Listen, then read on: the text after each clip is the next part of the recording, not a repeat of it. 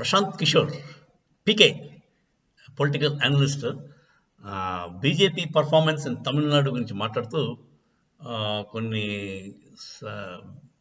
Sensational remarks చేశాడండి. ఈ మాట బీజేపీకి డబుల్ డిజిట్ సీట్లు వస్తాయి, అంటే 10 పైన వస్తాయి, ఎంపీ సీట్లు 10 పైన వస్తాయని అంటున్నాడు. తర్వాత ఏమో ఆయన ఓట్ షేర్ కూడా ఒక 20% దాకా రావచ్చు. తర్వాత ఇంకోటి చెప్తున్నాడు అతను, డిఎంకేకి ఏఐడిఎంకేకి ఈ 2 పార్టీల మీద కొంచెం విరక్తి చెందిన వాళ్ళు ఒక 35% మంది ఉన్నారంట. అంటే తటస్థులు అనొచ్చు మీరు, వాళ్ళు నేదర్ డిఎంకే నాట్ ఏఐడిఎంకే. అలాంటి వాళ్ళు ఇప్పుడు బీజేపీ వైపు మొగ్గు చూపడానికి అవకాశం ఉంది అని అంటున్నాడు. అలాగని జరిగితే ఇంకా 10-12 కంటే ఇంకా ఎక్కువ రావడానికి అవకాశం ఉంది. 35% అంటే ఇప్పుడు ట్రయాంగులర్ కాంటెస్ట్లో అది డిసైడింగ్ ఫ్యాక్టర్ అయిపోతుంది ఇంచుమించులో. సో వీళ్ళకున్న 15-20% వీళ్ళ ఓట్ షేరు ప్లస్ ఈ 35%లో ఒక 50-60% వచ్చారనుకోండి, అప్పుడు వీళ్ళ సినారియో మొత్తం మారిపోయి వీళ్ళకి ఆల్మోస్ట్ 15-16 అలా కూడా రావడానికి అవకాశం, 15-16 ఎంపీ సీట్స్ రావడానికి అవకాశం ఉంది. So Tamil Nadu is one state where BJP will show drastic improvement. అంతకుముందు 1-0 ఉండేది, ఇప్పుడు 15-12 అలా రావడానికి అవకాశం ఉందండి. అది దీనివల్ల వాళ్ళ అంటే overall performance national wide improve అవుతుంది. ఇప్పుడు వెస్ట్ బెంగాల్ ఒకటి, తమిళనాడు ఒకటి, పీకే ఎప్పటి నుంచి చెప్తున్నాడు you will be in for big surprise అని. వెస్ట్ బెంగాల్లో కూడా బీజేపీ పర్ఫార్మెన్స్ లాస్ట్ టైం కంటే కూడా బాగుంటుందని ప్రెడిక్షన్స్. సో అలా ఇప్పుడు ఒక 10 స్టేట్లలో అయితే మీకు డ్రాస్టిక్ ఇంప్రూవ్మెంట్ కనపడుతున్నాడు లాస్ట్ టైంకి ఇప్పటికి. ఎక్కడ ఏ స్టేట్లోనూ కూడా పర్ఫార్మెన్స్ డౌన్ అవుతుంది అన్నది ఎక్కడ కనబడలేదు. బీజేపీ పర్ఫార్మెన్స్ ఈ ఎంపీ ఎలక్షన్స్లో ఆల్ ఓవర్ ఇండియాలో ఎక్కడ అంతకుముందు కంటే తగ్గుతుంది అని దాఖలా లేదు నాకు తెలిసి. 10 స్టేట్లో అయితే ఇంప్రూవ్మెంట్ డ్రాస్టిక్ కనబడుతున్నారు. అంతకుముందు ఉనికి లేనిదే ఇప్పుడు రావడానికి అవకాశం. ఇప్పుడు ఎలాగా తెలంగాణలో అప్పుడు 4-8 వచ్చాయి, ఇప్పుడేమో 7-8 రావడానికి అవకాశం. ఆంధ్రాలో ఒక 0 నుంచి 1-2 రావడానికి అవకాశం. సో ఇలాగా లెక్కలు వేసుకుంటూ పోతే మరి అప్కి బార్ 400 పార్ అన్నది కరెక్టేనేమో అనిపిస్తుంది. రావడం కూడా అవసరం అండి. కాన్స్టిట్యూషన్ చేంజ్ చేయాలి, మన హిందూస్కి టెంపుల్స్ అప్పచెప్పాలి, మన టెంపుల్స్ మనకు అప్పచెప్పాలి. తర్వాత ఆర్టికల్ 30 ఏదో ఉంది, దాని ప్రకారం మన ఏ స్కూల్లోనూ మన హిందూయిజం ప్రాపగేట్ చేయకూడదు. అంటే ఒక ఏ స్కూల్లో అయినా మీరు భగవద్గీత గురించి మాట్లాడితే అది criminal offence, it's not allowed.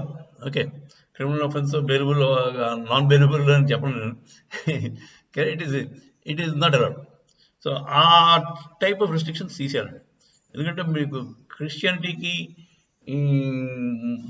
ముల్లాలకి లేని రూల్స్ మనకెందుకండి? మనం మెజారిటీ కింద మెల్లిమెల్లిగా తగ్గిపోతున్నాం. We are no more longer the majority. Mind you, మనం మెజారిటీ కాదండి. ఆంధ్ర స్టేట్లో 50% తగ్గిపోయారు మనవాళ్ళు. Andhra state is one place where we are minorities already. వాళ్ళిద్దరు కలిస్తే మనం ఎప్పుడైనా ఓడించేస్తారు. Islam and Christianity they come together, మన పని అయిపోయింది. సో భయపడండి, చాలా గడ్డుకాలం ఉంది మనకి ముందు. 2045 కల్లా ముస్లిం పాపులేషన్ 30% దాటుతుంది. దాటిపోయిన తర్వాత వాళ్ళని కంట్రోల్ ఎవరు చేయలేడు. ఇదే భావజాలంలో వాళ్ళు ఇలా కంటిన్యూ అయిపోతుంది. కాకపోతే లక్కీగా చిన్న కేవియట్ ఏంటంటే, మనకి సేఫ్ గార్డ్ ఏంటంటే ఈ స్మార్ట్ ఫోన్స్, ఇన్ఫర్మేషన్ టెక్నాలజీ బాగా ఇన్ఫర్మేషన్ అందరికీ రావడం వల్ల వాళ్ళ మతాల్లో చెప్పిన డొలతనం బయటపడిపోతాం. వాళ్ళ మతంలో ఉన్న డొలతనం బయటకు వచ్చేస్తాం. ఎందుకంటే Islam still believes world is flat. వాళ్ళ ముల్లాలు మౌలీలు చెప్పి అడిగితే మన మన భూమి బలపరుపుగానే ఉందంటాడు. అలా లేదని చెప్తే వాళ్ళు ఫట్వా చేసేస్తారు, మేము తలకాయ తీసేస్తారు. ఇఫ్ యూ సే భూమి గుండ్రంగా ఉంది మీరు కానీ గట్టిగా అర్పి చేశారంటే మీ సర్తంగ్ సే జుడా అంటే తలకాయకి మొండానికి సెపరేషన్ రావడానికి అవకాశం ఎంత ఉందండి ఇస్లాంలో.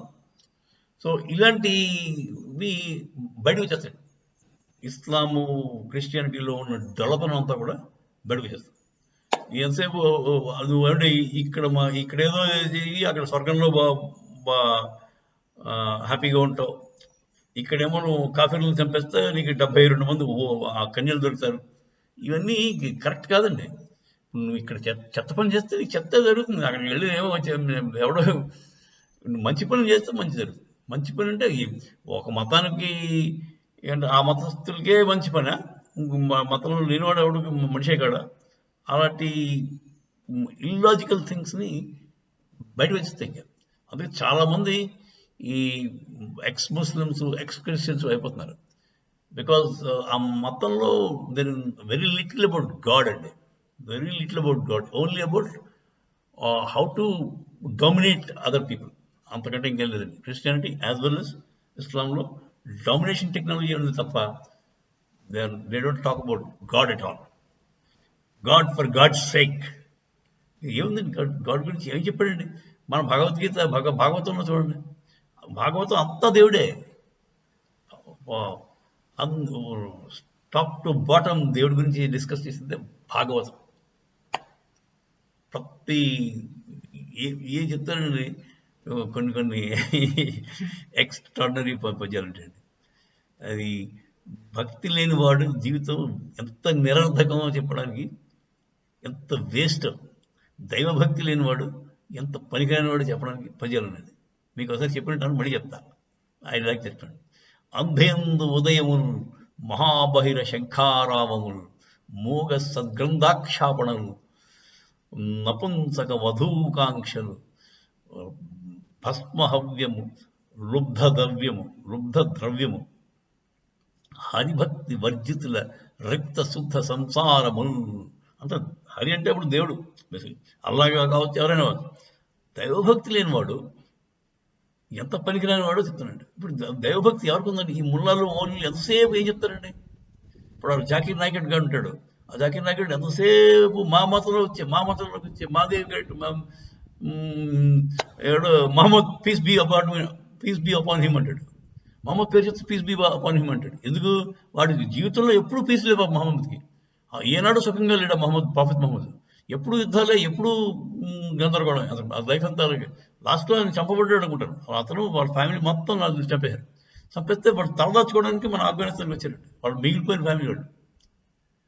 అలా ఉంటుందండి. సో పీస్ అంటే వాళ్ళకి అంత ఇష్టం, ఎందుకంటే వాళ్ళకి లేదు, ఆ కమ్యూనిటీ లేదు.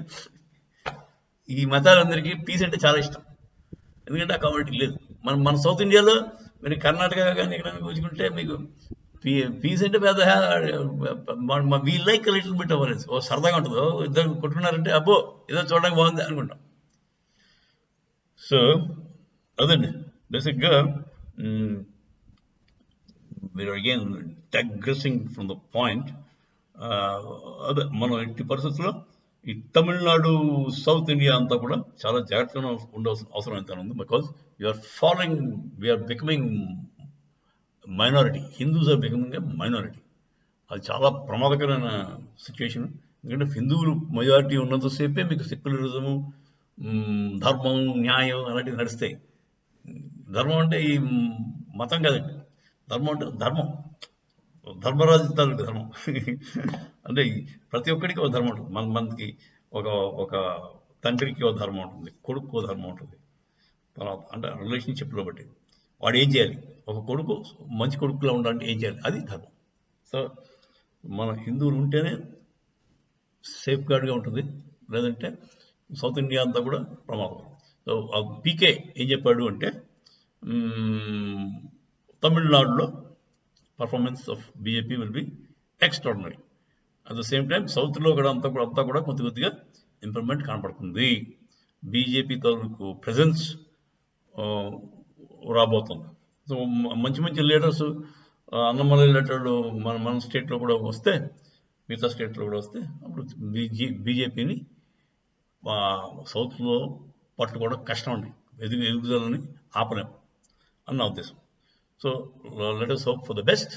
జై శ్రీరామ్, హర హర మహాదేవ్.